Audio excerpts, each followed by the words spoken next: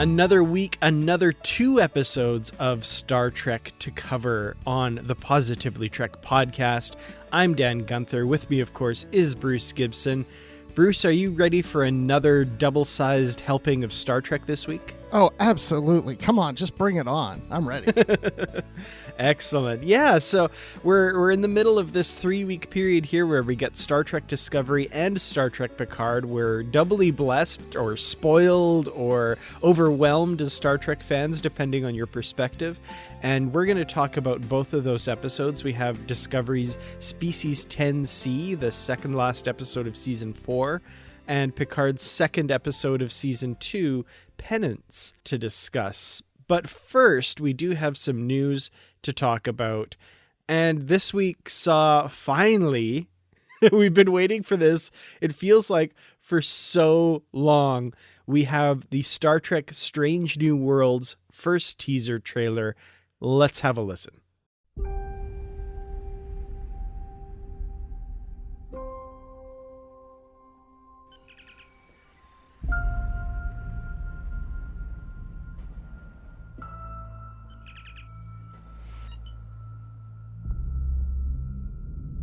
Chris. I need you back, Captain.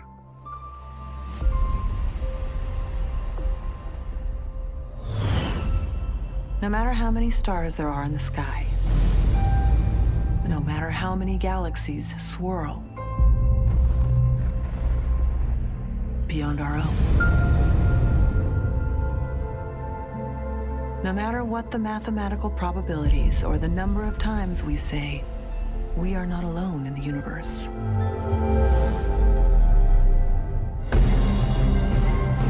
Our first visit from the stars is always the province of children's stories and science fiction. Until one day, it isn't.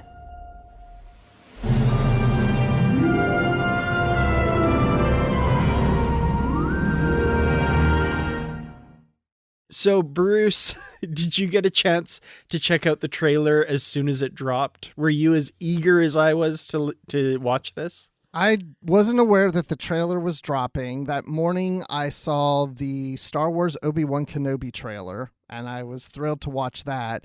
And then later in the day, I saw something online where somebody said about the Strange New Worlds teaser trailer. I was like, wait, is that real? And I saw a tweet on that. I guess I caught this maybe 20 minutes after it dropped. It wasn't long after it dropped, so I was able to catch it and watch it, and I was like, ooh, I got 2 trailers in one day. I was very happy. See, like you said, this is a double whammy of stuff in this episode, right? So, yeah. Yeah, that morning, I remember getting up that morning and seeing both of the trailers in my YouTube queue, and I was honestly a little bit frozen as to which one to watch first. So I did watch the Strange New Worlds teaser first because, I mean, Star Trek's my first love.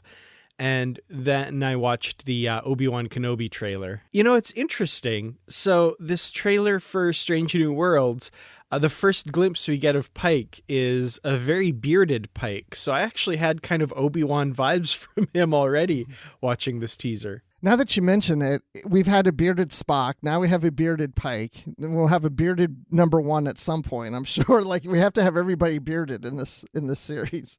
There you go. Yeah, definitely a different look for him. It looks like he's kind of hiding out in his home, you know, not really being with Starfleet. And we get this voiceover saying, "We need you back, Chris." And I'm thinking he's kind of decided to seclude himself because, of course, we know in this new Strange New Worlds show, Pike is aware of his destiny and at least has a glimpse of what happens to him in the future. So I'm wondering if that kind of is playing into why he's being reclusive and cutting himself off here. Yeah, I hadn't really thought that much about it. Like, why is he down there? That probably is the reason, you know, or are they just on a break for a while, or did he leave Starfleet and they wanted him back or something? Yeah, I haven't really thought too much about it. I'm curious to see how they play this. And the rest of the trailer, we kind of get glimpses of different alien worlds and this voiceover by number one talking about learning that you're not alone in the galaxy and that sort of thing. And I kind of had a thought about this trailer. Of course, we know the show is going to be more episodic, less serialized than the other shows. So there's not necessarily a big, huge season-long story arc that they're doing. It's more standalone episodes. Because I was thinking, watching the trailer, like, I'm not really getting a sense of what the story is. And I'm like, oh, right. There's not really a preset season-long story, so it makes sense that the trailer would just be kind of little glimpses of some of the adventures that we're going to see in season one. It'd be a little more difficult to put together a trailer for a show like that, I think, that in this modern world where we're always like, what's the story? What's the big thing this season? Yeah, and this is a teaser trailer, so typically we don't get a whole lot in teaser trailers. So there'll be another trailer, I'm sure, that maybe we get a little more details of what these episodes are going to be about. But we're seeing a lot of environmental shots of cityscapes. You know, it's making it feel otherworldly, strange new worlds. And then it's got the retro vibe to it. You know, there's certain sound effects, you know, sounds in here that make it sound retro to the original pilot of The Cage. And we also see the shuttlecraft that has a very retro vibe to it. And even that shot of Pike's communicator on the shelf. I don't know if you noticed, like the early 20th century telephone on the table behind it. Like, Pike seems to have this like relationship with antiques and old Earth stuff, and definitely getting that vibe, not just retro in the sense of like retro futuristic, but retro Earth now as well, which is kind of interesting. Plays with his personality a bit, I think. I don't recall, but in The Cage, did we see in his quarters any like old retro things in that? I don't recall. Kind of, I think unintentionally so now. If you look when he walks in, there's like an old television, basically. And I don't think that was intended to feel retro because it looked like kind of a modern television of 1964 when it was made. But now it feels very retro. So I wonder if maybe they're kind of picking up on some of those cues. Yeah, it could be. It would be funny if we see that TV in this series. That'd be great. Well, the last thing that I wanted to mention about this trailer is when we see a shot of an away team, or sorry, a landing party. I should remember what era we're set in, beaming down, and the transporter effect. I really loved it because it's got some modern flourishes to it, but it's also got that like 1960s original Star Trek kind of glitter look to it as well, which I thought was really cool. Yeah, that's what I'm saying. Like, they're doing a good blend between making it of today but feeling retro of back then. You make that blend, it really works well. Absolutely. Well, of course, we will be tuning in on May 5th to watch the first episode of Star Trek Strange New Worlds. We'll be bringing a review of that episode to you here on Positively Trek. So looking forward to that. It's going to be a lot of fun. Yeah, I'm looking forward to it. And, you know, it's weird, too, because my wife always tends to watch trailers twice when I show them to her, but she only wanted to watch this one once. And I told her, I said, well, the fact that you're not asking me to replay it tells me that you really didn't think that much of it. And she goes, no, it was fine and stuff. And I reminded her that, well, it is a teaser trailer. We're not getting a whole lot in it. So I am hoping we get something more beefy on the next trailer. Well, the second piece of news that I wanted to talk about is the wrapping of production of Star Trek Picard Season 3. And I was first made aware of this with a tweet by Jerry Ryan. And she tweeted, "And just like that, it's done. That's a series wrap on Star Trek Picard. So surreal since Season 2 has just started airing. I can't wait for you all to see what's to come in Season 3. Huge love to our incredible cast and crew. What a journey this has been." So yeah, a bit of, we saw this coming. We knew that this was probably the case. And she confirms it in replies to that tweet and stuff. Season 3 is, in fact, the final season of Star Trek Picard. That is a series wrap. They aren't planning on doing any more, which, like I said, was expected. But yeah, really excited based on the little glimpses we've seen from the showrunner Terry Matalas about what's coming in season 3. I'm really excited to see how this whole journey wraps up. Well, first of all, this is a bit of a spoiler, I guess, because that means that 7 and 9 lives past season 2. I was going to say that. I was going to mention that too, yeah. Which I think we all kind of suspected that probably would be true. And then, thinking about you saying this is the season or the series finale, that, I'm curious to see if they spin something off of this using her character or some of the others from the show. I mean, we could see that. Mm-hmm. I mean, I've been on record saying I wouldn't mind a Fenris Rangers series, or maybe even the Star Trek Starfleet Academy series. Maybe it's set around this time with some of the characters from Picard. Maybe we'll see some of Elnor's time at the Academy. Who knows, right? It could really be anything and anywhere. So, yeah, I'm excited. That's interesting that you say about the Starfleet Academy series, because we've been introduced a little more and more to Starfleet Academy in Star Trek Discovery, with Tilly going off to teach at the Academy. And we start this season of Picard with Picard speaking to the Academy and Rafi working at the Academy and Elnor in the Academy. Now I'm like, well, are we going to get an Academy series that takes place in the Discovery time or the Picard time, or maybe neither? Absolutely, yeah. We've been speculating that it could be in any era, and the possibilities really are endless. So, yeah, the end of Star Trek Picard doesn't necessarily mean the end for all of the characters of the show. So, who knows? We'll get to the review of this week's episode, but after this week's episode, I wouldn't mind a spin-off just of Agnes Girardi at this point. Yeah. I'd be on board with that. Yeah, or Soji or whoever. Well, with that, let's get to our episode reviews. We'll start with Star Trek Discovery, Season 4, Episode 12, Species 10C, right after this brief break. Thank you to you, our listeners, for supporting Positively Trek, and to especially our patrons on Patreon. If you would like to contribute to Positively Trek and be a patron on Patreon, visit patreon.com/positivelytrek. You'll get perks like early access to episodes and bonus content. And for those who are in the higher levels, you get shoutouts and associate producer credits and much more. And speaking of shoutouts, let's give a shout out to Carl Morris, Joyce Marin, Jim Stoffel, Dave Garcia, Rick Young, Paul D. Kinnear, and John Blaber. Thank you all for your support. Now let's go back to the show. Your friend Tarka's gonna kill us all. What are you talking about? I saw his calculations. If he pulls the power source while the DMA's up and running, the hyperfield will implode, destroying everything and anyone inside of it. You said it'd be safe. He lied. In the subspace rift it'll leave near Earth will kill everyone almost as fast as the DMA would. You're just saying that so I'll let you out. Tell him to show you the math. His equations won't make any sense, but the look on his face will.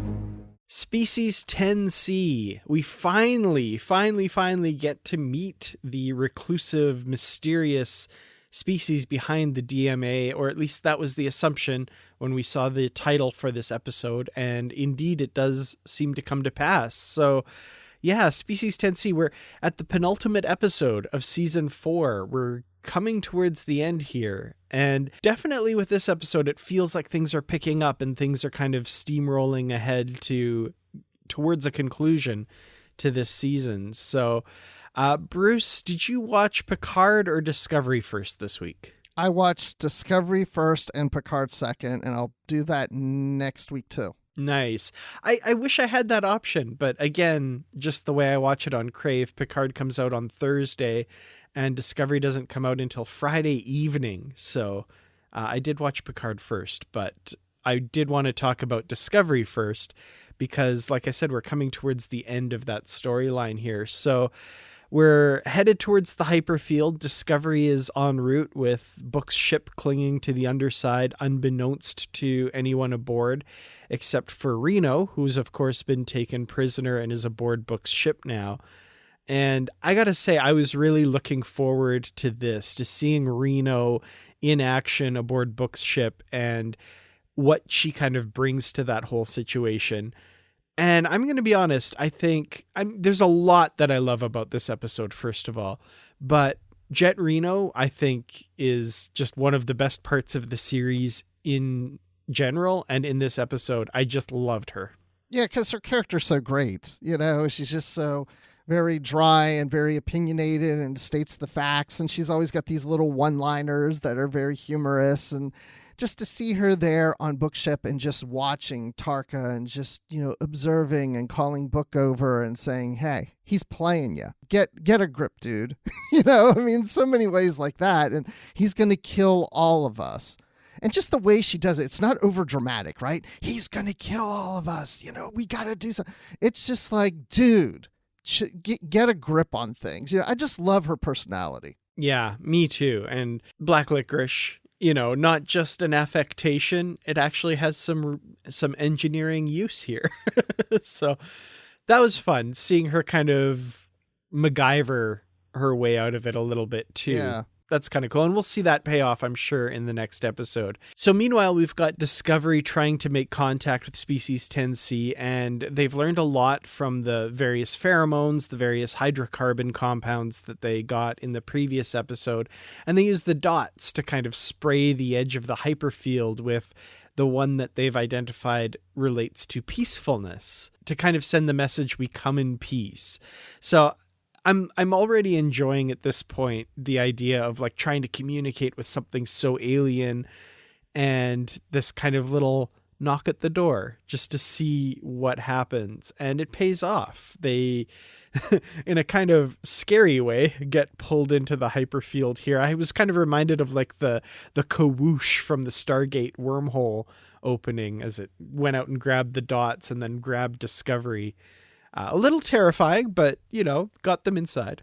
Yeah, I was actually surprised. I thought the Discovery would get away, and it didn't. But the dots, do they really have to squeal? It just breaks my heart. Okay, the dots are so adorable. There was the scene where they're first loading them up with the compound, and they're like getting sent upwards through the hatch out, and they do this little like shrug and then zoom, and it's so cute. I love them. I really want to see a behind the scenes look at that scene, because I'm watching Indira just lift them up, and I thought they're probably not really there like that, and so it's like, what is there? Like, how did they block this scene? I'd be curious to see how that's done. That would be fun. Yeah. I love the way they like jump and I don't know. They're so cute. I want one.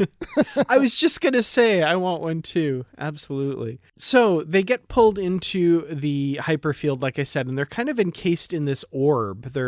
It feels like they're a little sample for the Species 10C to study. Like, ooh, look, I caught this little bug in a jar. Let's check it out. What's going on here? Basically, we get this kind of extended scene in the shuttle bay where they're trying to communicate with Species 10C using the compounds, and Species 10C flashes patterns of light at them. This whole like scientific working out how they're communicating and what it is they're doing. And Medi even gets a shout out here which is the organization I believe that Anson Mount is working with for contacting extraterrestrial intelligence. That whole thing was so cool. I really had like the vibes from the movie Arrival, if you've seen that. It just this whole trying to communicate, and without the universal translator, what does that look like? How basic can we make this? That was so cool to me. That was fabulous to me, because how many times do we see Star Trek? They beam down to some planet. They've never met this alien race before, and they can instantly communicate with them through the universal translators. And you have to kind of make allowances for, well, this is a TV show. We can't spend the whole hour trying to translate, and communicate. We just need to get to the story. But this is that. We need to spend the hour to learn to communicate with an alien race. And that's what makes it feel so alien. And they're not humanoid looking.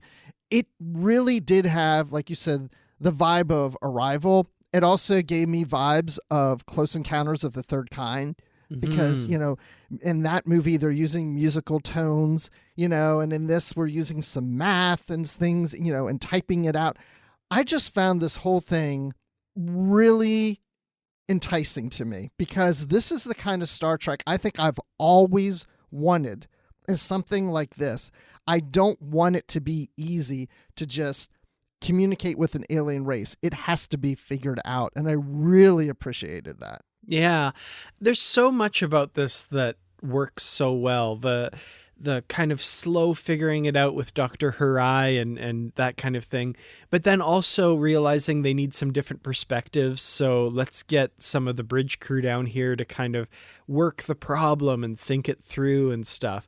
And I mean, you've got a huge brain trust on Discovery, so it makes sense. Like, these people have gone through the academy. They're incredibly intelligent scientists. It makes sense that they would have something to bring to the conversation and just different perspectives and bouncing ideas off each other. That's something that I love about collaboration in the real world. So to see that on screen as well, I mean, that's something Star Trek's done throughout its history. That was really fun to see as well. Yeah, because they're collaborating there and they're on the shuttle bay. And then they're still not really figuring it out. They're getting close. Well, let's bring some of the bridge crew down because they all have a different perspective. Maybe they'll see something that we're not seeing. And again, it's that this is a team effort. It's not about, well, I'm the captain and you're the president and, we're all these senior members. We should be able to figure this out without getting, quote, kind of like the lower deckers in a sense, But it's not about ego and it's not about what position you're in. I mean, the people I work with, as I've moved up in my career, I'm working more and more with the high-end executives. And I guess I'm close to that or whatever. I don't know. I don't still think of myself that way. But the thing is, we do recognize that there are people that can see things that we don't see. And that's what I appreciate about the group that I work with. We don't have the egos in the table. I've worked with others that have.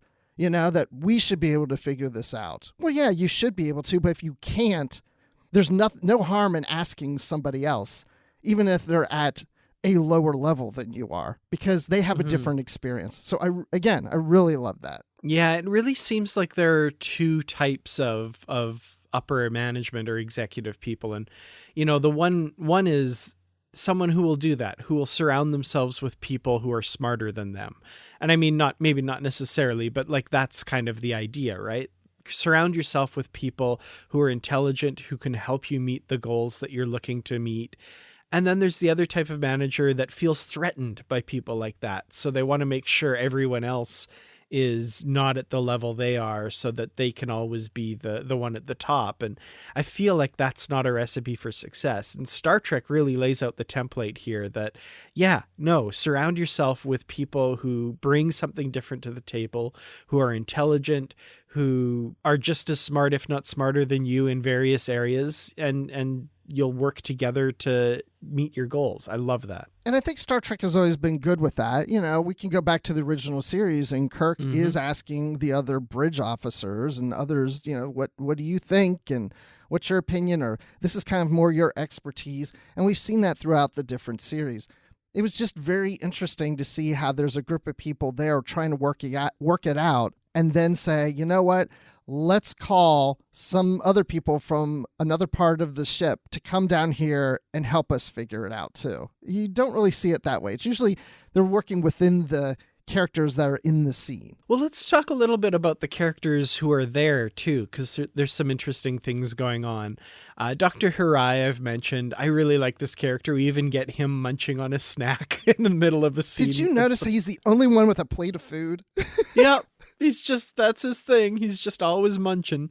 I was glad they didn't have him have anything in the shuttle bay. Like that would have just been a bit too far, like a little bag of chips or something. Like, no, dude, no. I'd like to see them go in his quarters and they're like, oh my gosh, you've been hoarding snacks. This is where they all are. They're just scattered all throughout the room. Exactly. Just like bowls of like bar nuts from the ship's bar are littering his quarters or something. Yeah. Well, we've also got, of course, President Rilek, who I really enjoyed in this episode. I feel like she is very open-minded and very interested in pursuing this to see where it goes. She's aware of the time crunch, but at the same time, she's not like pushing things to be rushed. She's not freaking out. She's allowing the process to take shape as it will. Yeah, when people are coming up with ideas and saying, "Oh, this or then that," just her reactions are like, "Oh, that's really good," or "Ooh," like she's actually enjoying watching everybody work on this and figure out. And you can see her brain working through what they're saying. Like, yes, this could work, and she's encouraged by this. Just her facial expressions were really good with these scenes. I really like that. And in this scene, we also have, of course, President Turina of Navarre. And there's kind of a little side thing going on here where Saru makes a suggestion and Turina kind of rebuffs it and says, no, that's, that doesn't make sense, blah, blah, blah, or whatever. And it kind of puts Saru off a little bit. And he's like, I thought she liked me. Why doesn't... That was kind of cute. And I liked the insight from Burnham that Vulcans tend to overcompensate sometimes when they're involved in a personal relationship. In a public display, they like to kind of show that they're not affected by that, by overcompensating. And when she said that, I thought back to behaviors of Vulcans in previous series. And I'm like, yeah, they totally do that. And she says, Sarek used to do that all the time and it drove me nuts. And I love that little bit of insight that sets Saru at ease there. It reminds me of conversations that people had with me, years ago when I was dating. Like, I don't think that girl likes me because, she was talking to me the other day, and now she's, she's just doing that because da da da da da. And yeah, those kind of conversations where you're like, is that really the truth or not? Wait, she still likes me, and she's doing this because of why? Like, I don't really understand that, but okay, Yeah, it was cute. I like seeing Saru navigating this and being a little flustered and stuff for sure. Now, the other person, of course, who is in this whole gathering besides the bridge crew that joins them is General Ndoye of Earth. And there's your wild card because, as we know from last episode, Book has contacted her and she's kind of their inside person on this whole thing and feeding them information. And at the same time, though, they're working to get out of this orb, and Tarka intends to burn a hole in the orb using Discovery's plasma, and they need General Ndoye to do this. And this was so frustrating that this general is here seeing the progress and seeing how far they've come and the leaps and bounds in communicating with 10C. Now, of course, Earth is threatened and she's panicking and she's wanting to do something. But with this character and Book, of course, as well, I just found myself like screaming at the television to like, no, you can't do this. Like, why are you listening to Tarka? Stop it. Yeah, I would say this is probably my least favorite part of the episode. It's not that it's bad. It's just like you said, it's frustrating. I can tell with her character that she wants to do something, but at the same time, she doesn't because she does see progress is being made, but maybe it's not going to be enough and maybe it's a little too late, for this. Maybe there's not going to be enough time. So I was sensing from her there's some struggle of should I or shouldn't I? And it's just like she's battling it within herself. Like, I need a contingency plan. Okay, we'll go ahead and do this. I don't really want to have to do this because I think we're making some headway, but I don't want to miss the opportunity at the same time, she's probably more real than anybody now that I think about it. It makes sense. Like she's acting out of desperation and fear, but it was just so frustrating, especially later when Tarka's kind of true colors are shown and he locks up Book. And he's kind of pretending to be Book via text message. And I was just like, I wish she would have not done that, obviously. But I wish she would have applied some critical thought and realized that like this is progressing and you're putting them all in danger. And that was frustrating. That's really the only word I can think of for it. Absolutely. And when we get into this a little later, I'll tell you what really started to frustrate me about it. Okay, excellent. Well, so the communication thing's going on and Species 10C realizes that they understand this kind of basic language they've constructed to facilitate communication, and they send this little pod with a discovery door in the side of it to get the folks to come join them to negotiate face to face. I thought that was really cool. It was like just even that tiny insight into the thinking of the 10C is like, oh, this is what the things that these people walk through look like. So we'll give them one of those to say, please walk through this.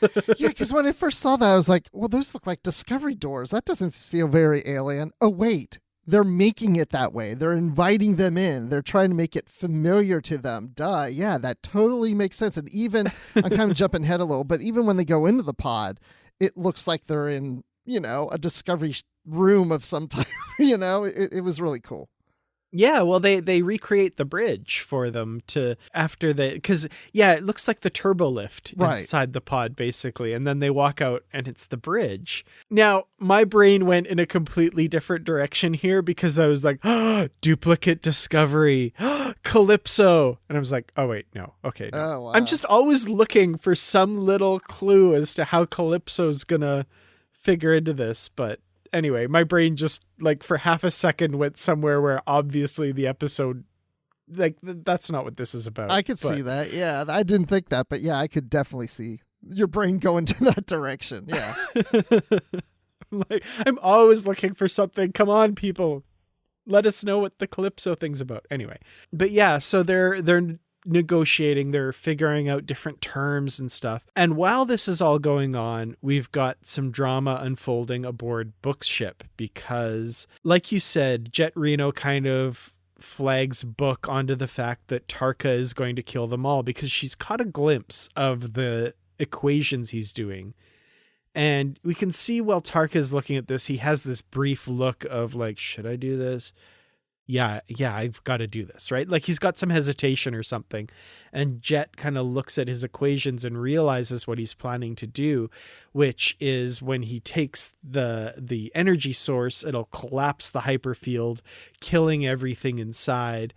And at the same time, the DMA will collapse into some big subspace void and it'll be an even bigger danger to Earth and all that kind of stuff. And Tarka doesn't care, right? Like he's off to his other universe. Like he really does not care about what happens to the people here. Jet Reno alerts Book to this and Book confronts him. And we see, of course, Tarka's taken all these contingency measures to protect himself and Book ends up locked up along with Jet. Again, yeah, I mean, I'm so over Tarka. Right? Ugh. Yeah, especially now because I've enjoyed his character for the most part. He can be annoying, but I was enjoying his character. And then we got to the episode about his backstory. It was really working for me because he has this desperation to join his friend in this other universe, and he needs all this energy to make it happen, right? But when he was first looking to destroy the DMA, it wasn't to kill anybody. If anything, he was looking at it as a win-win. I get my energy that sends me to this other dimension, and at the same time, I save humanity in the universe from the DMA. It's a win-win situation. Now he comes across more as too desperate, which means now he comes across as being insane. Like he doesn't care if he kills this alien race, the members of Discovery, Earth, or any, like now he's just insane. He's just all about himself, where before it didn't feel quite that way to me. And now I really dislike him. Yeah. Well, it makes sense for his character because he sees his goal in his grasp. Like it's right there, right? And he's justified to himself that, well, Discovery will have time to get away. It'll be fine. And Species 10C, they're so advanced, they'll have time to get away too. It's fine. And the anomaly I create will take a month to get to Earth. They'll be able to evacuate. It's fine. It's fine. He's just, every step of the way, he's justifying it, saying like, well, it's not so bad, well, and it feels like he made a little compromise here and a little compromise there. And now it's snowballed into this and he just can't see past what he wants.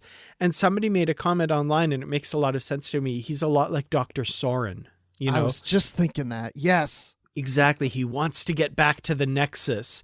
Like he has this just goal in front of him, and he doesn't care if he kills the millions of people on Viridian 4. The parallels are there, and obviously I hate Tarka and he just needs to go away, but at the same time I can see what led him to this point. Like, I can see where it just kept going and kept getting out of his control. And you see things like that day to day, not on this scale obviously, but where somebody makes one compromise and then another compromise. I mean, the Deep Space Nine episode In the Pale Moonlight was exactly about this, where, you know, Sisko wants to bring the Romulans into the war, and he makes a little compromise here to get some biomimetic gel, and then by the end, he's basically a party to a bunch of murders to make this happen, and it just snowballed out of control. And you know, his goals were more altruistic, of course, than Tarka's is, but it's kind of that same idea. And I don't see any absolution for Tarka at this point. He's too far gone. Like, he is just a force that needs to be stopped now. That's just it. He's too far gone. I just feel like you said, he's making all these excuses and things, and he can't see reason anymore. He just sees that goal, you know? And it's really telling, too, that he wants to join his friend, but he mentions he's only had 2 friends in his entire life, and Book is one of them. And Reno even calls him out on it. Like, you have a funny way of showing it, that you're friends with Book. You know, you just, beat him up and locked him behind a force field. And it's like he just doesn't care about anything else anymore. And it's sad, because isn't he just being like the villains that treated him badly to begin with? You know, it's disappointing that he's gone down this road. And to me, there's no redemption. And that one scene where he says he's had 2 friends and one of them is Book, all I could think of through that scene is he has no idea what friendship is. Like, if that's what he thinks, if we take it as read that he's not just saying that to manipulate Book, if he thinks that's what friendship is, he's just never had a real friend besides maybe this scientist friend of his. But like, no, he's just so twisted the concept of what human or people interacting with each other is. That's a good point. That would show that maybe he has never really valued life. You know, he's only valued his own life. And he then is locked up with someone for a long period of time and develops a friendship that he's never had before, because he probably never felt like he needed anybody. He just needed himself and his research and his studies, and life maybe isn't all that precious to him. But it also kind of makes sense that, again, if we take what he said as genuine, that he's only ever had 2 friends, the friendship that he has with Oros must mean so much to him. If he's never really experienced that, it's kind of no wonder he's so driven to get back to this guy, because like, he's just so craving that connection that he's never ever had in his life. And I'm not saying this at all to justify his actions. They are unjustifiable, obviously, but like, what's driving him must be just so deeply rooted in his psyche at this point that like, this is what friendship is, and I have to get that back, kind of thing. I think I still, in some ways, enjoy his character. It's just more of, again, I'll get to this a little bit here because it relates to it, but he's just driving me crazy. Yeah, for sure. Well, General Ndoye does enact their plan. Book, like I said, is locked up at this time, and Tarka sends her this message, and she blasts Discovery's plasma, and Book's ship escapes. And the away team who are contacting 10C are immediately sent back to Discovery, and things look to be in a bit of chaos, as I guess Tarka is going to go pull the plug on this whole thing, and it's going to be bad. So that's kind of where we're left going into the next episode. Yeah, there's a lot that I think needs to happen in the next episode, but I'm really eager to see how this all plays out too. Absolutely. Me too. So, okay, now I'm going to get to my part that drove me crazy. And again, it's nothing wrong with this episode, but it just irritated me because the whole communication with 10C, I was really invested in this. This is my favorite part of this whole story. And so they get in the pod. As you mentioned, they're now on a replica of the bridge. They're making headway, and I'm just wanting to see where they go with this. And because of what Tarka does, what he does, they're being backed onto the actual Discovery, and the whole thing ends. And this puts this whole thing in jeopardy. And I just want to say, screw you people. Like this is like going to a play and someone then, the scenes, the play's really good, and I'm enjoying the story, and someone pulls the fire alarm and we all have to leave. And, that's how it felt to me. I was like, oh, why can't we just leave this play out? Why do we have to build this extra drama in here and throw a wrench in the whole situation? And then they have to figure out how to correct it and fix it. And I was like, I just wanted this to just happen. It frustrated me. Again, it's not like I'm mad at the writers or anything. It was just, I was so mad at Tarka. See, and I love that, like from a dramatic perspective, because that is exactly, I think, how we understand that the members of the contact team are feeling too. Like they were so close, they were making headway, and it all gets snatched away from them. And now they've got to deal with this. And dramatically speaking, I love that. I love that we're basically put in their place as like, no, we had it. We were right there. But at the same time, that was the best part of this episode to me, was that storyline of trying to communicate with the aliens. Agreed. And to absolutely pull that out like that was like, I would have found it more satisfying if they just played it out and continued on, as opposed to adding this dramatic element to it. I know we're going to pick up where we left off in the next episode, and hopefully they'll get it fixed and it'll all work out and everything. But I wanted this to keep going. I love it. That's awesome. Well, any final thoughts and maybe a rating for the episode Species 10C? Yeah, there was one thing in here that I perceived one way, my wife perceived a different way. When the pod arrived, then we saw Burnham and Saru go back to her quarters to talk and do the scream at each other, which I thought was a beautiful scene. I liked the scene. But at the time it happened, I thought, aren't they concerned that the aliens are going to wonder why they're not getting in the pod and why they walked away? And for all we know, they arrived back at the shuttle bay and the pod's gone. They're like, where's the pod? Well, the aliens couldn't wait anymore. They thought you weren't interested and you walked away. That was going on in my head. And then I thought, well, no, they probably know that, the aliens are going to wait or something. I don't know. When I watched it later with my wife, they go to her quarters and my wife says, I thought there was a time crunch. What's going on? Why are they just going back there and just having a conversation like this? I thought time was the essence. I don't understand why this is happening right now. I was like, I hadn't thought of it that way either. Now, did any of that stuff occur to you for that scene? A little bit, yeah. I mean, the kind of preparations for the going, like I kind of understood that, like, okay, let's discuss who's going to go, what's going to happen, that kind of thing. And then, yeah, the diversion to the quarters thing, I was like, the timing of this seems a little odd. I kind of went with it a little bit that, like, okay, they're probably, I don't know, getting ready for this mission or whatever. But yeah, there is a time crunch and all of this. I didn't worry too much about Species 10C thinking like, oh, they're not interested. I feel like they're invested at this point, and so are we. And it's like, okay, they need time to prepare. But yeah, the time crunch of the DMA heading towards Earth was what was in the back of my mind for sure. Right, because everybody's like, we're running out of time.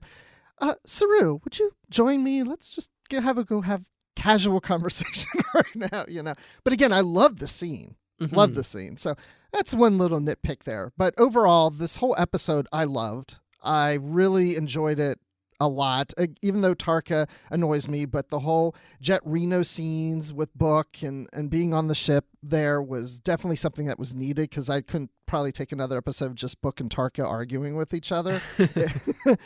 And then, the communication with the alien species. There was just so much good in this, and I'm sure I'm forgetting something else that I really enjoyed that maybe we didn't touch on. But I would say I give this episode 5 out of 5 dots that were squealing. Oh, yeah, I really enjoyed this episode as well. There's a lot to love in it. I really love the science fiction aspect of making contact with somebody so alien and maybe in some ways so far above you that they don't really realize you're intelligent.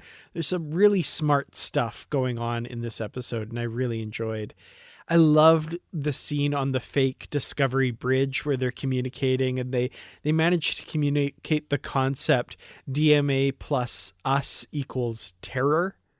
And when they make that idea known to Species 10C, they respond with great sadness.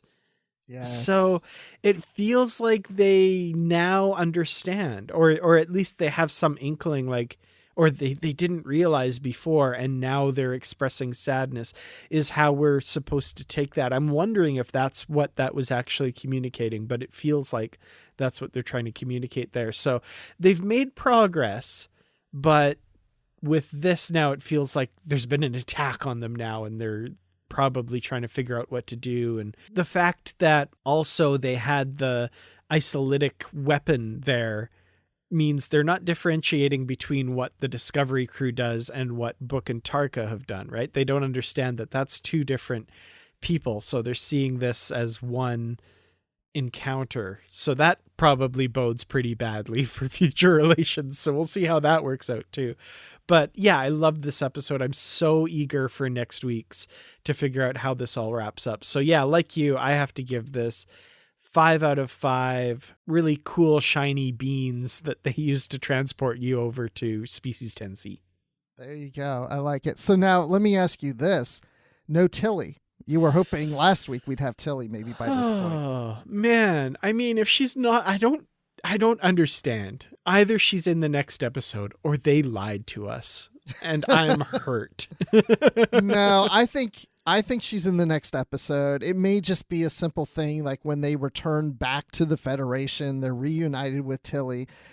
And, you know, first of all, I don't know why Mary Wiseman isn't around. Like, I've heard speculation of people saying like, oh, well, maybe they're making this Starfleet Academy series and she's off doing that. Well, they're not making this series yet. So even if they were just filming a pilot, it wouldn't take her away from more than half of a season. You know, it wouldn't take that long, which makes me think there's two reasons. Either she had another project lined up that conflicted with this and she already had a commitment, so they had to write her character off so the actress can do that, or maybe there was some kind of health issue or something that she was involved in. You know, I don't want to get all, you know, something in her personal life that could be going on.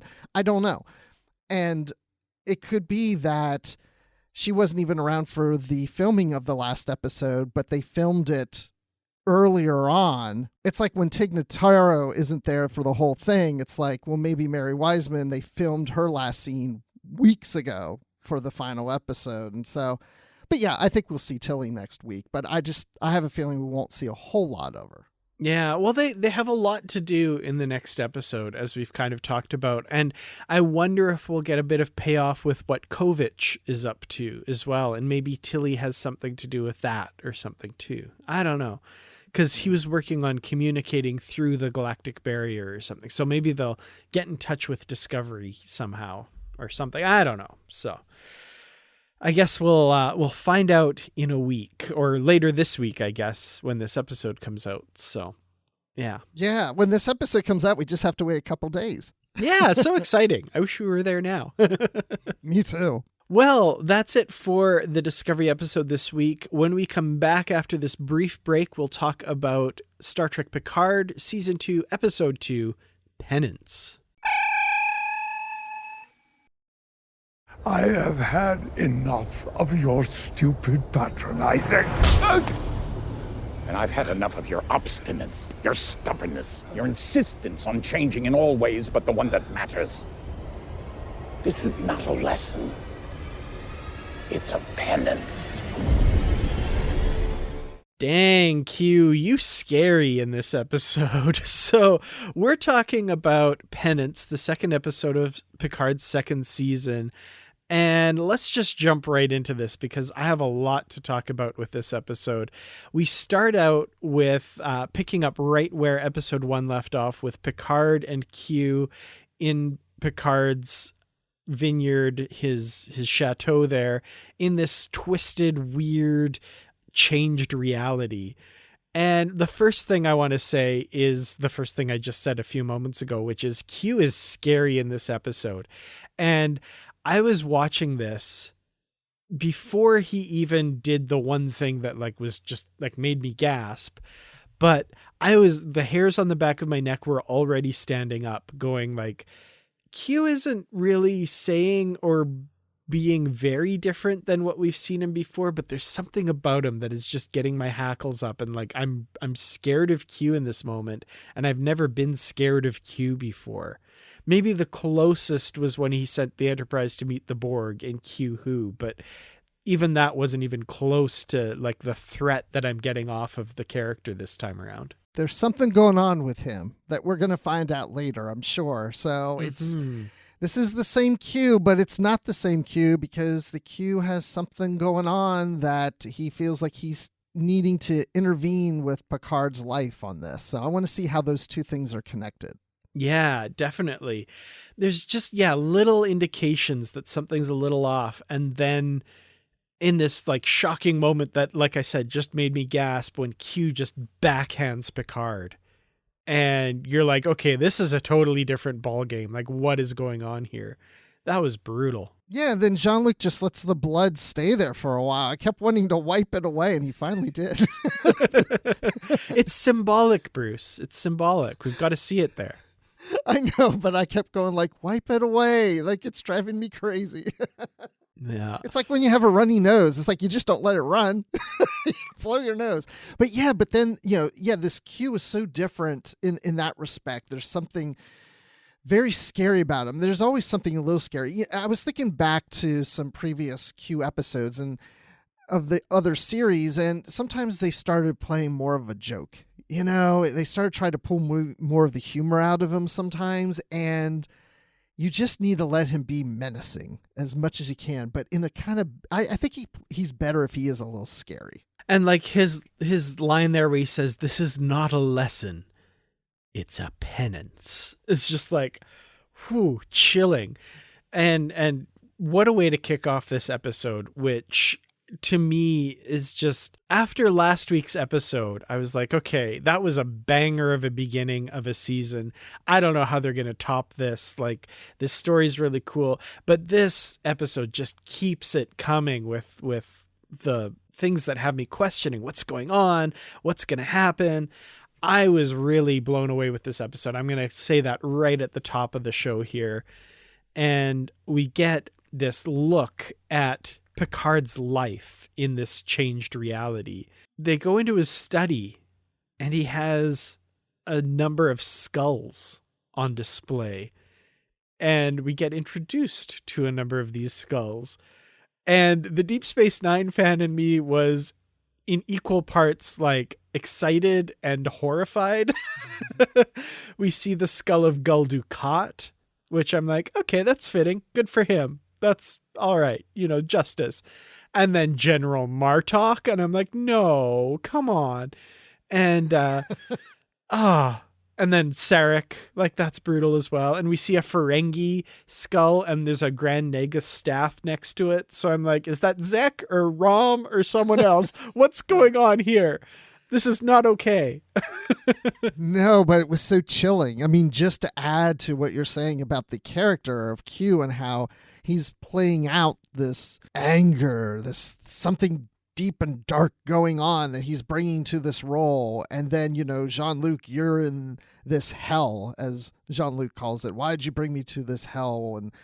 And to come into this room, it is hell. It's Dante's Inferno in a sense. It's like you've got those skulls there, and Jean-Luc's the one who executed them, and he puts them up as trophies. And it's these characters that we know of, whether we like the characters or not, right? And it is chilling. And at that point, I was like, okay, we're in for a wild ride. Absolutely. So I feel like a lot of people watching this episode, their mind is going to go to the mirror universe, right? And we even see Q say something through a mirror darkly, right? I am enjoying this because it's not the mirror universe that we've seen in the past. It's a changed timeline. It's like the mirror universe in that the Federation is now this kind of totalitarian regime, but it feels more real and more grounded in what is possible in our future. Like if you watch the Mirror Universe episodes, it's kind of clear that basically the Roman Empire never fell and it just kind of continued forward. And that's interesting to see those versions of our characters. But what we learn in this episode is that there was a change in the past in the year 2024. So 2 years from where we are now that led to this future.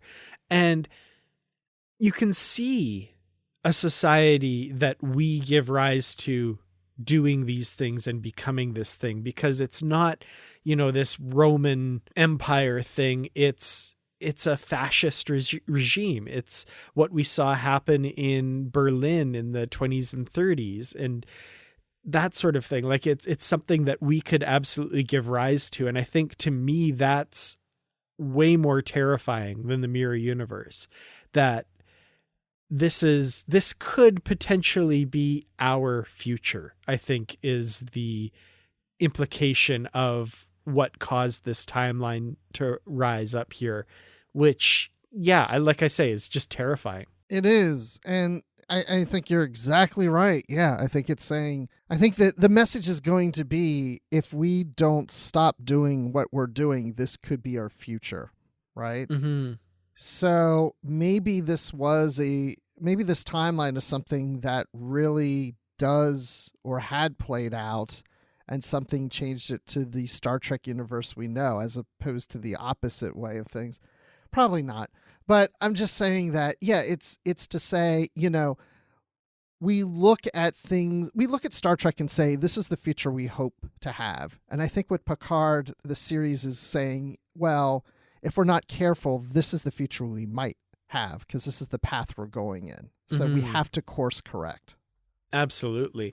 And the other main thing that we learn, of course, is that tea is good, coffee is evil, right? Right. Dark Colombian roast. Nope, that's bad. Yeah, blah, what is this? Yeah. And then his servants, are Romulans, they're slaves. And I mean, I was half expecting at some point to see Laris, but the fact that his synth didn't know about Laris in the previous episode and stuff, but then we find out he has run into Laris and Zhaban in this timeline, and they're both dead, It's at the gates of Romulus. Yeah. Ugh. Yeah. Well, so we've got Picard contending with all of that and coming to terms with that, and we see another member of our group that presumably was plucked from the timeline when the Stargazer was destroyed. We see 7 of 9, who is not 7 of 9, but Annika Hansen, and is apparently the president of the Confederation. She's the head of the whole Earth Empire, never having become a Borg, instead married to this guy, this first husband, who's like her little adjutant here.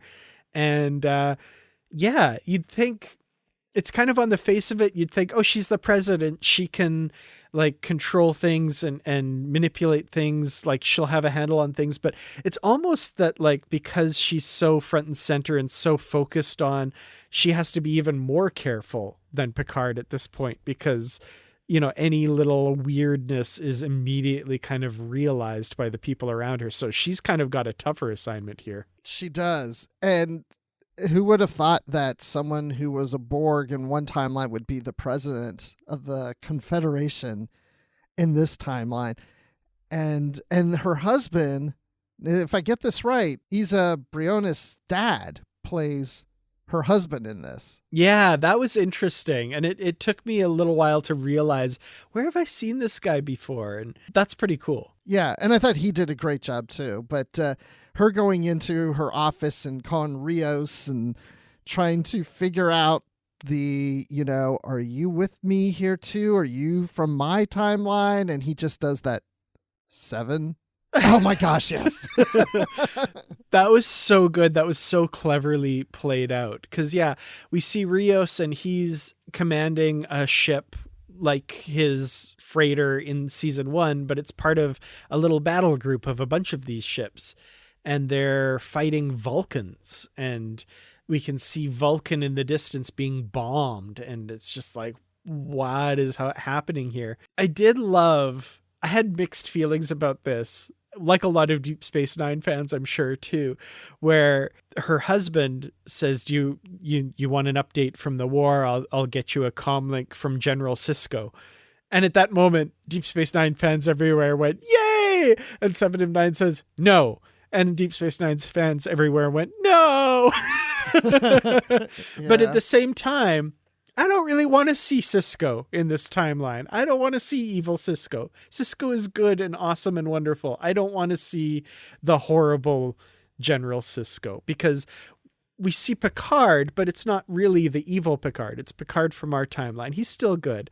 I don't want to see evil Sisko who's murdered everybody around him.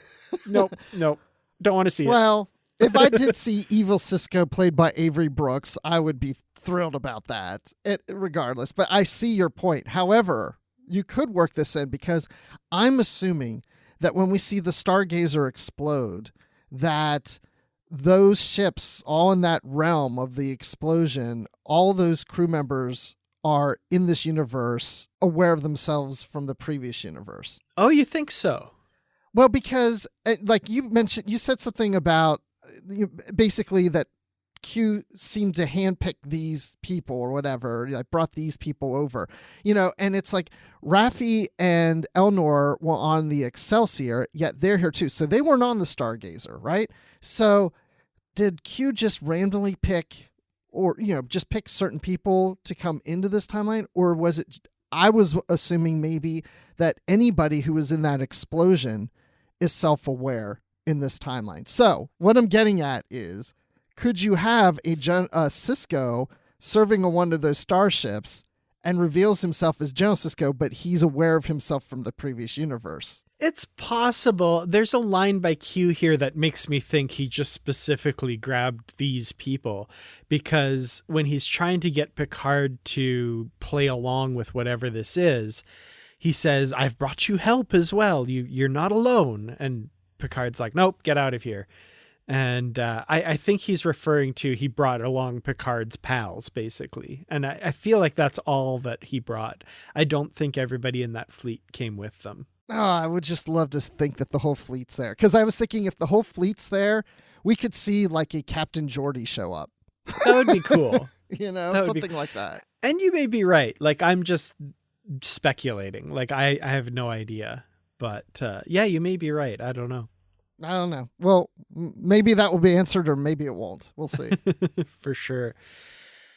Who else do we have? We have Jurati, of course, and we have Elnor and Raffi, and they're all in different situations. So Elnor is running he's in Okinawa. He's apparently part of this rebellion that's going on. And he's, of course, like everyone else, going, what the heck is happening? I have no idea what's going on. There's this Romulan woman who's like this bright-eyed idealist who's like, we're free today. We're going to be free today. And then she immediately gets shot in Elnor's arms, which, that was so tragic. I want to learn more about this poor woman and her idealism. And that's so sad. And the commander who's leading this force that's chasing them is Raffi, and she's able to use that position to kind of get her hands on Elnor and save him from dying, and has him as her prisoner as kind of a ruse to get him out of the situation. So yeah, they're all kind of finding where they are in all of this. One thing I loved about this scene, though, is when Raffi and Elnor, or especially Elnor, realizes this is his Raffi, that he runs to her and they hug. That was so great. This is also his commanding officer as a cadet. And yet, they have that bond and connection that he can go to her and hug her. And you see, as we go through the episode, I mean, she kind of has a motherly instinct, or a deep care for him, obviously. And so those two together, I like the combination of having those two as a pair. Yeah, and Elnor, of course, bringing that childlike persona, but also the absolute candor of what he says. But also, I think absolute candor is shown in when he runs up and hugs Raffi, because to have done anything else in that moment would have been a lie. Like that, Yes. not representative of how he feels. And I love that. That was such a sweet moment. And Raffi has that estranged relationship with her son. And so she doesn't have her son in a relationship right now. So Elnor becomes kind of that son, I guess. Yeah, I think there's definitely some of that there for sure. Well, we also have Agnes Girardi, who's apparently closely tied to the president and is a scientist working there. And this is Eradication Day, we find out, which is where they celebrate the eradication of all these species, and they carry out further eradications. And one of the things they're going to do is kill off the last vestiges of the Borg collective. The Borg Queen is under lock and key in Agnes Girardi's lab. I gotta say, Dr. Girardi, I wasn't the biggest fan of her last season, and a lot of that wasn't the fault of the actor or the character or anything like that.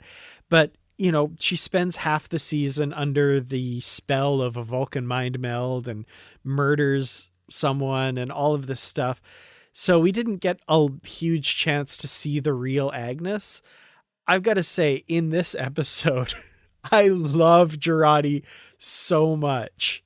She is that, okay, the whole, like, I'm jumping all over the episode here, but when everyone gets together basically in her lab and she spouts off this like minute-long diatribe about the relationship she has with Seven, or with Annika, I guess, and explanation of everything that's going on, and just casually throwing in things that like explain little weirdnesses from earlier. I was just like blown away. I love this character.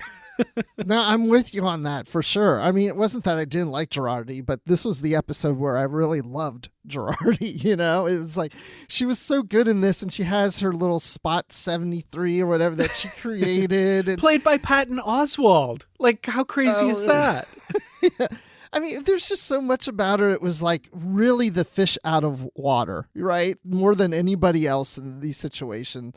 And she just, going on that whole big story. And earlier when Annika shows up and she's like, Seven, you know. Why did you call her Seven? Yeah. Oh, from college. It's whatever. It's a long story. Like just her playing all these things, and even just the rush to get the communicator, you know, to work, you know, so that the transporter will work. Like all these things that she was doing was just kind of frantic and in a funny kind of way. And I think this is her best character moment. Oh yeah. Casually dropping in, you know, an old Annika 7 shots, but never mind. And that's so Right. great. So good.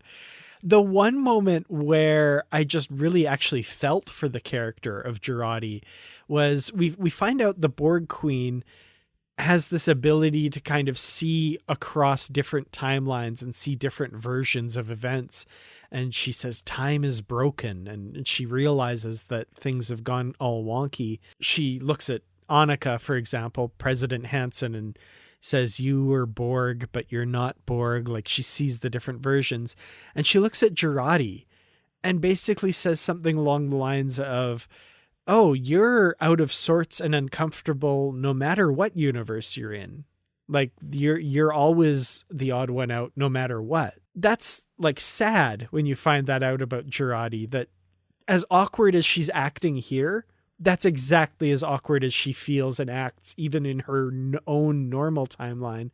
But at the same time, that also makes her a little bit uniquely suited to deal with this, which is why I think she's able to rattle off all that stuff and kind of get them out of hot water there a little bit. I love that. Like what a tragic thing for a character, but also could be a bit of a strength in this situation. It's like the writers of the new Star Trek stuff are honing in on the Tilly awkwardness characters. You know, it's like, because I feel like with Adira, there's a little bit of that, you know, because with Tilly gone, Adira's kind of filling that void. And now, in a way, I guess Girardi, I mean, they're not the same type of characters. Mm-hmm. But the thing is, it's in a lot of Star Trek, especially like TNG and stuff, you know, most of our characters are pretty well put together.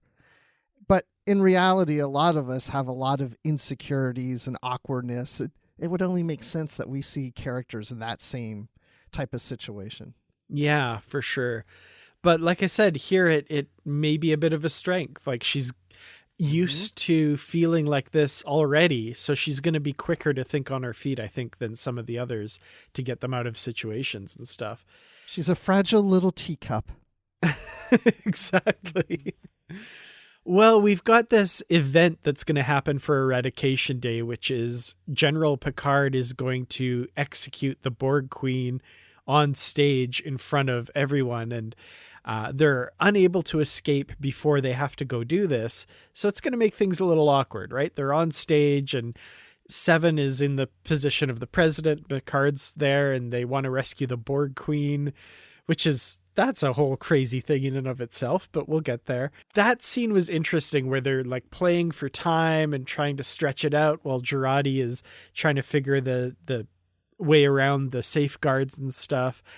What did you think of that whole scene and like the Picard having to vamp to the crowd and the crowd like getting riled up and then, wait, what's going on? And they start booing and like, what a precarious situation to be in.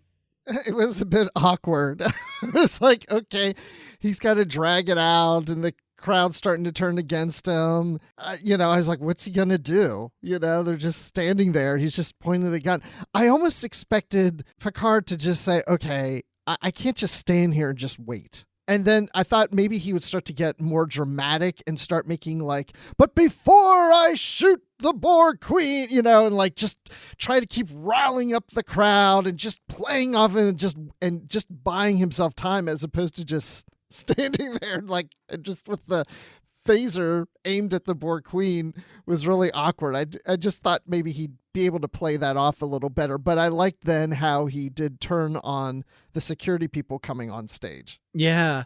I also, a very small detail in this scene that I noticed that I love is like even the Borg Queen is standing there and she's like kind of smirking like, what are you going to do? This is a tough situation. Right.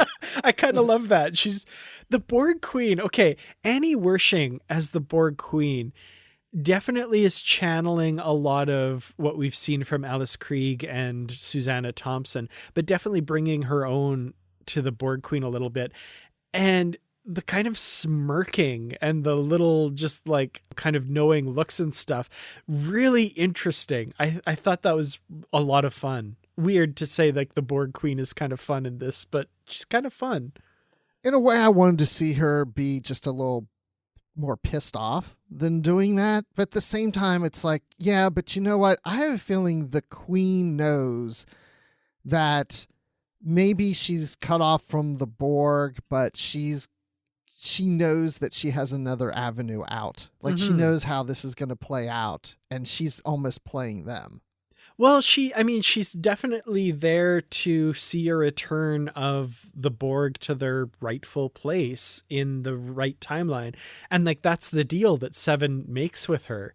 And like mixed feelings, right? You're in this universe where everything's twisted and horrible, but the Borg are gone. And now you want to go back to the good universe, but where the Borg are still fairly powerful and stuff. That's a little... like bit of a weird choice there, but I love that Seven presents that to her. She's like, do you want to be the last remaining vestige of the great Borg Empire, or do you want to help us set things right to the way they were before? And the Borg Queen takes like half a second. She's like, agreed. Like she's on board. And yeah, the little kind of knowing looks on her face. She does have a plan, I think, that's outside of what they're planning. But at the same time, even if just their plan goes the way they want it to, that's still good for the Borg Queen. So it's win-win for her. It was really ironic to see them all beam to the La Sirena, and there's the Borg Queen next to them. This was going to be my next point. Yeah. The team shot, like the camera goes across them like, here's your wacky team that's going to engage in these adventures. And it's like, Picard, Elnor, Raffi, the Borg Queen record scratch. Like what? I love it. It's almost like something you'd see in a video game, right? You just choose which characters and, I'll put the Borg Queen on the team. I love it. It's such a weird, like the events that led us to this point, so weird. But I love it. Like, I love that it's this, they're going to take La Serena and do a warp slingshot around the sun. They even reference the Kirk's Enterprise having done that before. And, how are they going to do the calculations? They had Spock. What do we have? And it's like, we'll use the Borg Queen. Oh, okay. All right. Oh, I love it. She's their science officer. Yeah, totally. Now, somebody in a comment brought up a good point. Where's Soji in all of this? Because she wasn't there. She wasn't at the anomaly. She was back at the doing her mission, the Goodwill mission thing. Is it possible that Q plucked her as well and she's somewhere? Or is she like just not in the season anymore? Because wouldn't she have been a good one to do those calculations as well if she was part of this group? She would, yes. So I saw that comment too in our group. And if you're not in our group, join our Facebook discussion group. But here. I thought about that, which kind of led me back to the whole Q brought the people who, on the ships that were in range of the explosion because Soji wasn't. Mm-hmm. And so I would assume she's not there and she's not going to be in the season. So I went back to the previous trailers that we've had. And the only images we see of Soji that I saw were from that first episode. I don't see anything else of Soji. I'm thinking that Soji is not going to be in this season. And if she is, it may be later in the season, but I'm not thinking she's a part of this. Yeah, I kind of got that impression as well. And the trailers, like you said, I'm pretty sure, like you, all those images are from what we've seen already with her at that dinner and stuff. So that's a little unfortunate, I guess. It was Joshua DeVries that made the comment in our Facebook group. So thank you for making that point. I hadn't thought of it. And it was your comment really that made me go, hey, wait, where is Soji? So yeah, that's unfortunate. I would like to see her more. Because in the next episode, if they get to do the slingshot effect, which I'm assuming that's what's going to happen in the next episode, and they're back into the 21st century, I don't know how you would get Soji there at this point. Like, How do you work Soji into the storyline? I don't know. We do know that that Asung is still to be revealed. Also, there's a big like holographic statue at one point in this episode, and it was, I can't remember the name, but it was somebody Sung. And we hear the voice, some famous speech of his or something. Adam Sung. Adam Sung, that was it. And that's a name we've not seen before, right? Yeah. We've never seen an Adam Sung before. Not that I recall, no. There are a lot of Sungs out there, and they all look and sound alike. Yeah. Because the one from season 1 was Alton Inigo Sung. So yeah, different name. Interesting. Yeah. Well, so yeah, you alluded to we might see that slingshot next episode because this episode doesn't quite get there. They're about to get away, but their shields are overridden and Annika's husband and a security team beam aboard La Serena. And I have to say the first thing that happens is the only non-human there besides the Borg Queen gets shot. And I was like, yep, that's about right. Do you remember, and I made this immediate connection when we were reading the book for our last book club episode, and we talked about how the two Cardassians and the Bajoran were in the cave, and Damar and the soldier gets in there, and the Bajoran is immediately shot. I just had that same vibe here that like, pointy ears, shoot. And like, I hate that so much. Oh my gosh, I didn't even think about that, about relating to the book that we just spoke about. Oh my gosh, yes. It is just like that. Absolutely. But yeah, I didn't even connect those two together. I don't know why. Because that was so powerful to me when that scene happened in the book that it didn't even... I think it was just so quick in this episode that it... But also, okay, let me take it... I think I know why. Because I was kind of expecting something like this because of some of the trailers. Oh, right? Fair enough. So it wasn't like, it was more like, this is the moment where Elnor gets injured. Yeah. Also, speaking of Elnor, one thing we didn't mention was earlier when Raffi has him as a prisoner and she brings him along into this area with the true security guards. And she's like, oh, I brought this as a gift for you. And she's working on the computer while these two guards are like beating up Elnor while he's tied up. And I was like, that sucks. Poor Elnor. Like, how unfair. That's awful. And then like Rafi's done doing what she needs to be done. She's like, okay, Elnor, you're good. And Elnor just owns those two guys even while tied up. And I was like, oh, right. Of course. Yeah. Never mind. I know. He's I loved fine. seeing that. I was waiting for it. Of course, they're beating up on him. Like, this isn't going to stand. He's going to do something, right? Of course. Yeah.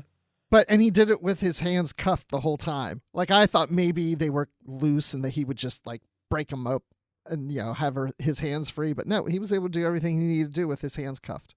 Yeah. That would have been funny, though, if, like, after that was all done, Rafi looks at him and it's like, Elnor, you know I loosened your things and you could just take them off, right? And he's like, oh, okay. Yeah, and he turns to one of the cards, would you hold these for me? And then boom, boom, boom. Awesome. Well, yeah, so to be continued, of course, next week. We'll see how they get out of this.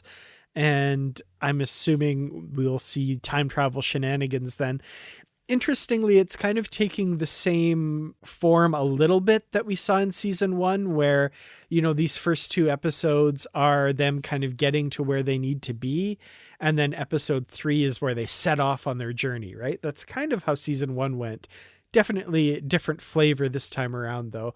I did see a criticism online that this episode was just them getting to where they need to be, but I actually like that they're taking their time with it. Like, introducing us to this universe, I don't want that rushed, you know, and I think they managed to do it fairly quickly, even with all of that considered. So I'm really enjoying the pacing of this season. I think it's perfect. I love that they're not immediately going back in time right away.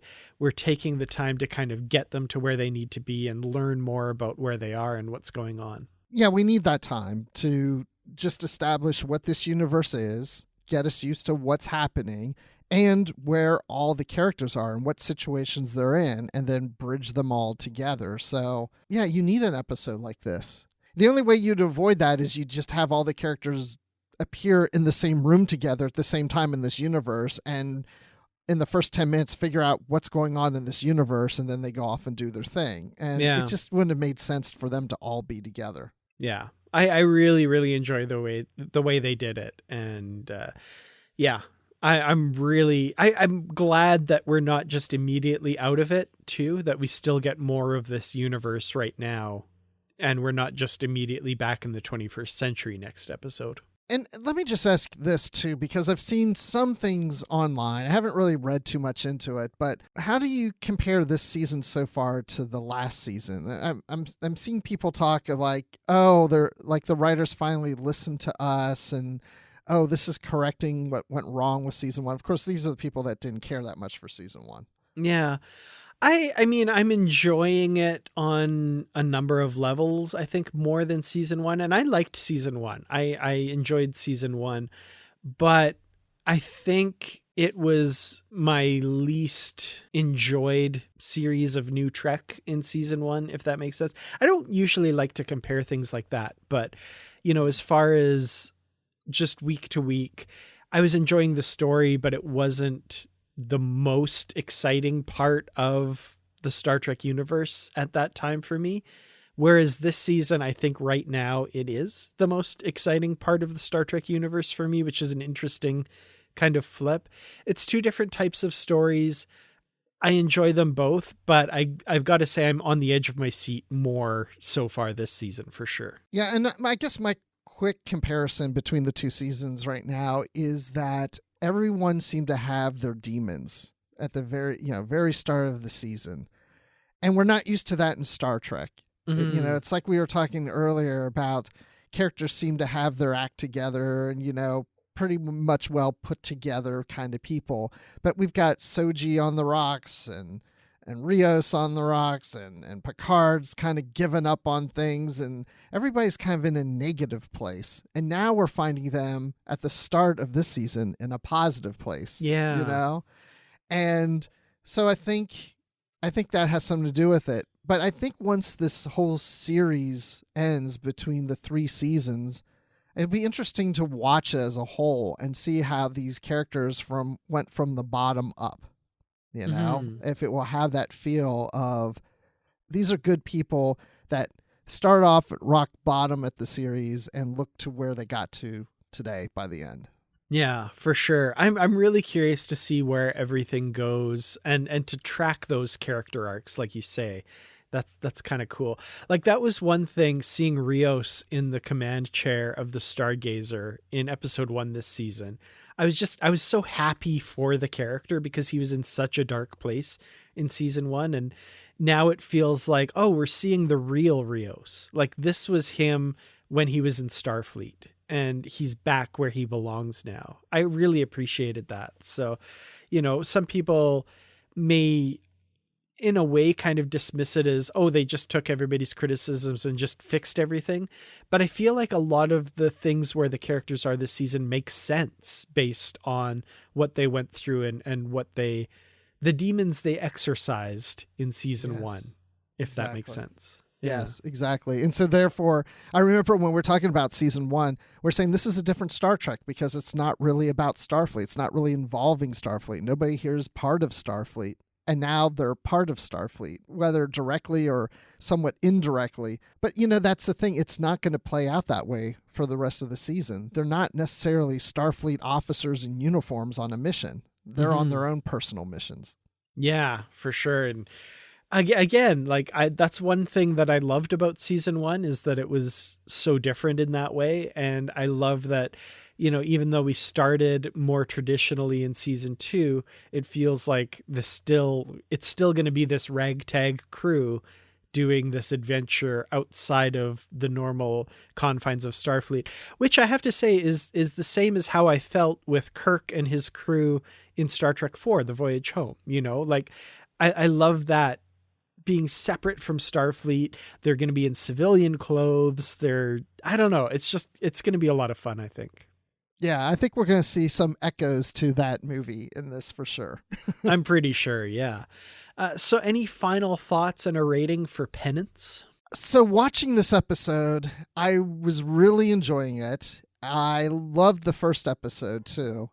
And I have to say, when I went back and rewatched this and Discovery, I found myself enjoying the Discovery episode a little more. And I guess the thing is, the first time watching this episode was really great because, like you said, there's a lot of things that keep throwing at you. You know, there's, you know, a lot of things going on and things just keep coming. But now that I know what's coming, it wasn't as interesting to me watching it the second time around, but I still really enjoyed it. So I'm going to give this 4 out of 5 bloody noses that you just don't wipe. Ooh, nice. Yeah, I really enjoyed this episode. It was one that had me, like I said earlier, kind of on the edge of my seat the whole time. Star Trek has never really been one for me to go, like, I have no idea what's going to happen next, you know, other than the broad strokes that we know from the trailers and that kind of thing.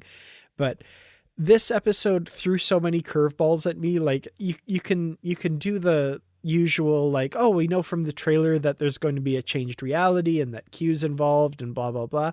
But the specifics of it and what happens and where everybody is, like the fact that Seven is the president, that was mind blowing. I had no idea. And like her having to navigate that world. The biggest surprise for me in this episode was just probably how much I love Jurati. Like and her connection with the Borg Queen. There's some interesting stuff there. Like, the only friends, it's noted as well, the only friends she's had really are synthetic, right? She has the Spot 73 or whatever it is on the computer. She has her synth friends. And now is the Borg Queen going to be a, quote, friend for Jurati now? Like, that seems like something that's a little bit foreshadowed here. So there's so many curveballs this season has already thrown us in 2 episodes. I cannot wait for more of them to come my way. Speaking of curveballs and baseball, the Cisco shout out is just still, that was so great. I'm so happy. I like you, I would totally forgive them if they showed us evil Cisco and it was Avery Brooks. I'd be like, okay, I'm okay with that. But yeah, I don't know. Some people are claiming it's Chekhov's Cisco. Maybe he's been shouted out. We'll see him at some point. I don't think that's the case, but I would be thrilled if it were. So with all of that said, I don't think I can give this any less than 5 out of 5 angry Q eye twitches. Because something's not quite right with him. He's a little unhinged. He's not quite sane, as Picard says. Yeah. I'm wondering when we'll see him again, you know? Yeah. I mean, I wonder if he doesn't appear until towards the end or if he'll appear throughout. Yeah, there's still some stuff with him in the trailer that we haven't seen yet. So, okay. Yeah, I don't know. We'll see. Yes. Well, I'm very anxious to see that. And just so you know, Dan, because we've been reading the Tarek Noor novels, and I mentioned on the last episode that I've never really have done a full rewatch of DS9. I watched bits and pieces in there, but I've watched it as it came out. But I started this week. I'm attempting again to binge watch the whole thing. I watched the first 5 or 6 episodes of season 1, and I'm determined to get through them all on a binge watch. Oh, that's excellent. It's funny. Last week, I realized I haven't watched TNG in a long time. So I started a watch of TNG, and I got about 20 minutes into Encounter at Farpoint, when I had to leave and go do something else. So that's where I'm at right now. So your very impressive 5 episodes versus my 20 minutes of the first episode of TNG. You're definitely winning that race there. Well, I would say that because we're reading those books, it has created even more interest. Like as I'm watching, they're talking about, because those first few episodes, they keep talking about Bajor and the occupation and this happened and that happened. And I'm like, I'm reading those now. And there's other things they mention. I'm like, oh, well, that hasn't appeared in the first 2 books. I wonder if they'll do something with that in the 3rd book. So now I'm really getting invested. Oh, excellent. Well, where can people go to see your live tweeting the rewatch of Deep Space Nine? Well, I'm on Twitter at Admiral_Rex. That's Admiral with the underline Rex. And I'm also on Instagram, but I don't really post much there at just Admiral Rex. But yeah, look for me in the discussion groups and look on Goodreads in our book club. Join us there to see what books are coming up. Excellent. You can find me on Twitter at Kertrats. That's KERTRATS. YouTube.com/Kertrats Productions. And of course, as Bruce mentioned, in our discussion group, the Positively Trek discussion group on Facebook is where I hang out a lot of the time lately. It's a great discussion group. We'd love for you to join. And if you'd like to help out the podcast financially, we'd really appreciate it. Patreon.com/positivelytrek. But as I've been saying a lot lately, the best thing you can do for our podcast is to listen. So we appreciate each and every one of our listeners. And hey, if you know one friend out there who might enjoy Positively Trek, go tell them about us. We'd really appreciate that. So thank you so much for listening this week. We'll see you again next week. Until then, as always, stay positive.